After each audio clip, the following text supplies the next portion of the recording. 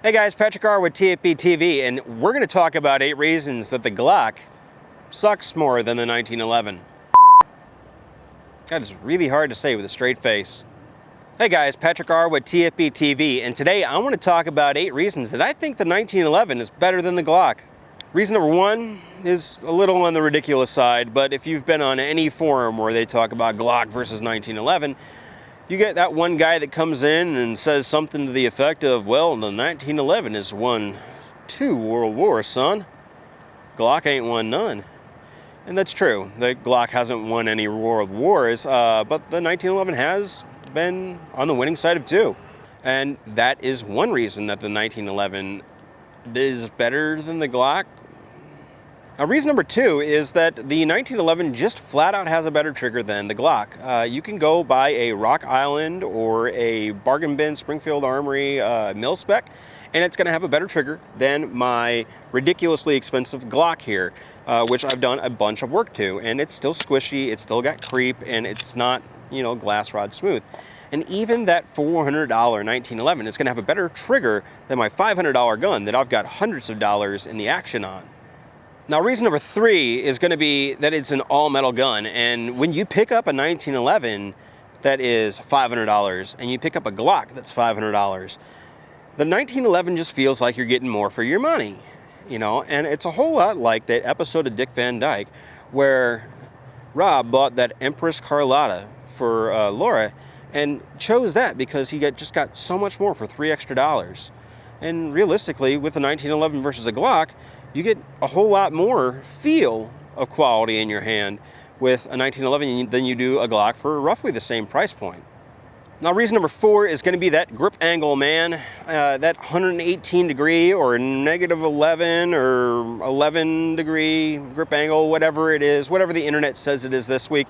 Whatever that grip angle that John Moses Browning specified on his 1911 really is ideal because it really lends itself to coming out of that holster, coming on target, and that front sight and rear sight being in line, and like point shooting with a 1911 is just sublime. That's the reality of it. Doing the same thing with a Glock takes thousands of rounds to get acclimated to that, pushing down just a little bit further.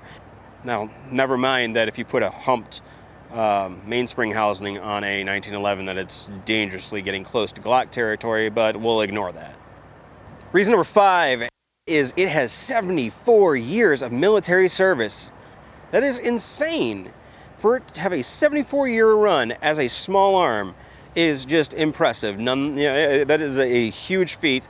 And I know there were a lot of people that were really sour when we switched over to the M9, and there were some units that kind of retained the 1911, namely some like special cool pants guys, like CAG, or even some of the I know MARSOC went with 1911s for a while as well over the M9. So there were a lot of guys that really kept the spirit of the 1911 alive in the military past that 74-year period, but it was in general issue for 74 years. I mean, that's longer than, the Glock pistol's been a thing by double. Reason number 6, the 45 is Mobettah than the 9mm. Well, it's got more stopping power, or at least that's what the internet says. It is bigger, and if you're shooting ball ammo, you are making a bigger hole in things with 45 than you are with 9mm. And, there's that. So, I mean, like, the 45 on paper, if you were just looking at the numbers, is bigger, and by default is probably going to put a bigger hole in things. But we're not going to pay attention to that crazy math where you take into account that like a Glock 19 has 15 rounds of 9mm, and if you calculate out the energy per magazine versus the 1911 energy per magazine, it doesn't really work out. But we're going to ignore that and just go ahead and stick with 45's got more knockdown power than 9mm. Reason number 7, and that is John Moses Browning really was a man's man. He grew up in an era when it meant something to carry your weight as a man and a family. Whereas Gaston is a little bit on the younger side than, John Moses Browning would have been. And he is a fancy European full of feels and things like that. So what can we surmise from that? Well, John Moses Browning could probably kick Gaston Glock's ass. Whether or not that's a reality is immaterial. And does that make the 1911 better? Maybe it does, because you've got a gun that was designed by the manliest man that designed firearms ever, and then on the other hand, you've got a fancy European fella who made a plastic gun out of the same stuff that his wife used to keep salad crisp for a while. So I mean, while I respect Gaston, he really did. I mean, come on, you've got a dude that was like the best firearms designer in history. And then you've got a guy that got to start making curtain rods and like knives. Now, reason number 8, and that is the 1911 is not shaped like a brick. Now, I hate to break it to you, the 1911 isn't shaped like a brick, man. Like, it's a shapely, beautiful object, and like there are a lot of manufacturers out there like Roberts Defense, Wilson Combat, Nighthawk, Republic Forge, that make these gorgeous 1911s that are nothing short of a work of art, and you can take them to the range and shoot them. Whereas, like, this is probably the best looking Glock that you'll ever see, and it's still pretty ugly. All right, guys, so there you have my 8 reasons as to why I think the 1911 is better than the Glock.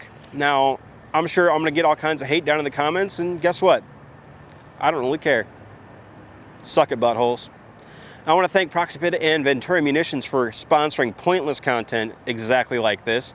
Now, if you want to send something into the TFBTV mail room, the address is down in the description, and make sure to check out our Patreon page and think about supporting us, so we can keep things coming and make sure that the content keeps rolling out to y'all.